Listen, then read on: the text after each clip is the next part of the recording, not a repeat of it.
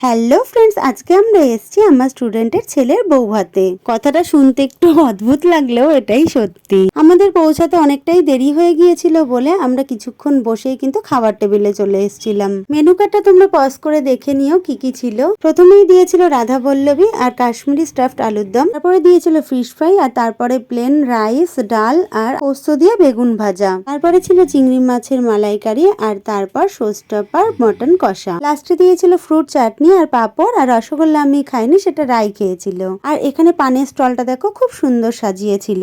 লাস্টে রসমালাইটা কন্টেনারে দিয়েছিল বলে রসমালাই আর আইসক্রিমটা বাড়ি নিয়ে এসেছিলাম। আর আজকে সোমবার ছিল বলে মা কিন্তু খায়নি। মার কিন্তু খাওয়া দাওয়া হয়ে গেছে আর এখন আমি বাড়ি ফিরছি, অনেকটাই রাত হয়ে গিয়েছিল। আর এই দেখো এদের বউ ভাত ছিল। আমি নতুন বউর কোনো ফটো তুলতে পারিনি, কেননা ওর শরীরটা খারাপ লাগছিল। ভিডিওটা ভালো লাগলে একটা লাইক, শেয়ার আর সাবস্ক্রাইব করে দিও। তো আজকে টাটা।